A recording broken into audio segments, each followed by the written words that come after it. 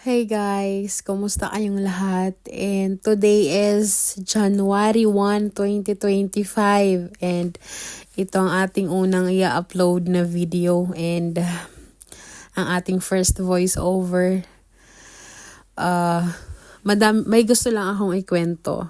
Sobrang daming nangyari sa akin this year and alam mo yung nakahiga na ako ngayon, 3 a.m. na and then kanina kasi kausap ko sila nung pag maaga kasi silang nag-dinner. Sinabi ko sa kanila na maaga na kayo kumain. Huwag nyo nang antayin ang 12. So kumain na sila ng maaga and then natulog.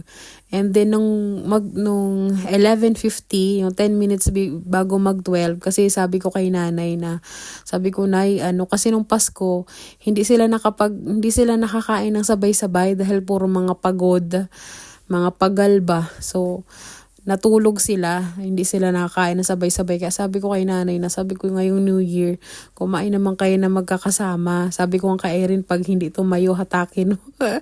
Dag na sa babas. Pero sa awa ng Diyos, ayan, na kumain sila ng sabay-sabay and then natulog. And then bago mag-12, ginising ni nanay, natawa pa nga ako kasi, ginising ni nanay si tatay tsaka si Irene, lahat sila ginising ni nanay kasi nga magtagay daw silang 4. So ayan, nagtagay sila and habang nagtagay sila, tumawag sila sa akin. Ayan, kwentuhan lang, nakakatawa lang dyan kasi ito yung first time na nag-usap kami ni tatay after ng ilang weeks ba. More than 3 weeks, parang ganun.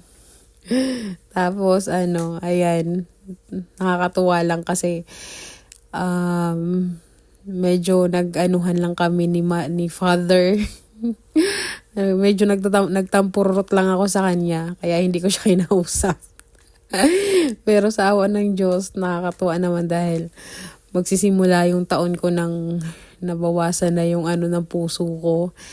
And part naman yan sa pamilya naman is wala namang hindi naman laging masaya. May time talaga na minsan magkakatampuhan kayo, pero at the end of the day magiging okay din naman. So ayan, thankful lang din ako kasi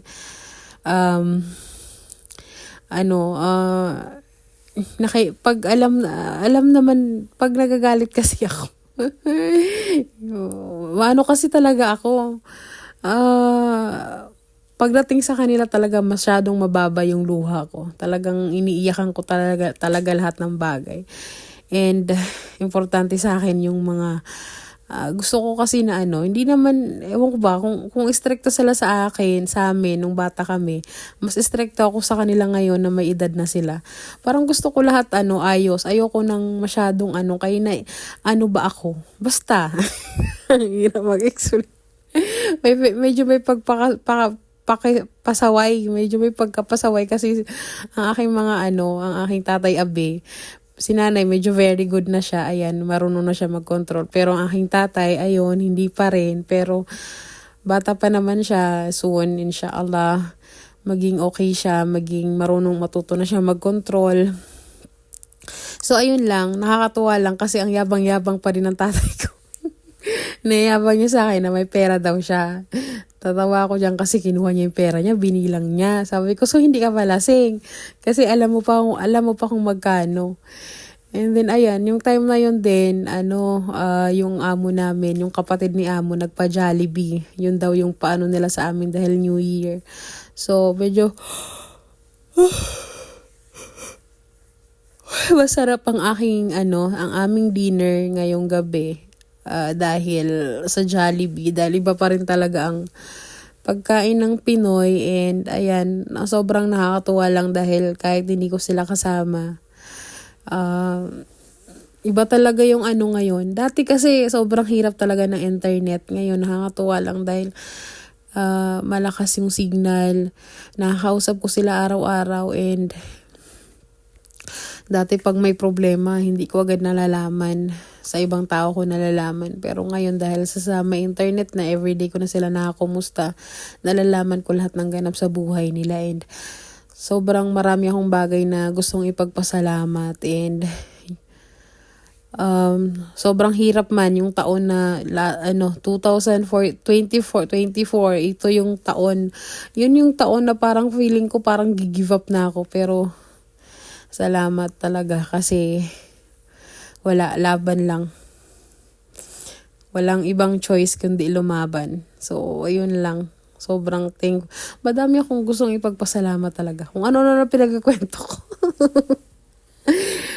Alam mo yung 8 years na kasi ako dito sa ibang bansa na 8 years na ako hindi nagpasko, hindi nag-New Year, hindi yung nag-birthday na, yung mag-isa lahat talaga ng event, Valentine, lahat na wala talaga. Parang sa loob ng 8 taon, parang ang ginawa ko lang is magtrabaho.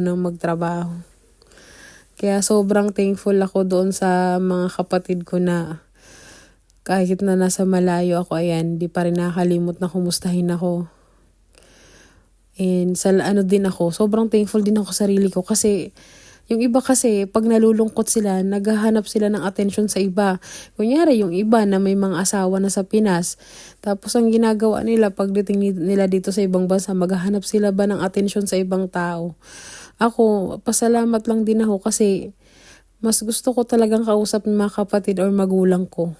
Hindi ako nag-entertain ng lalaki, ng ibang tao sa buhay ko. Kasi parang ang isip ko kasi ngayon hindi na para maglandi-landi. Parang feeling ko ang paglandi-landi parang distraction siya ba? Parang siya sa goal ko.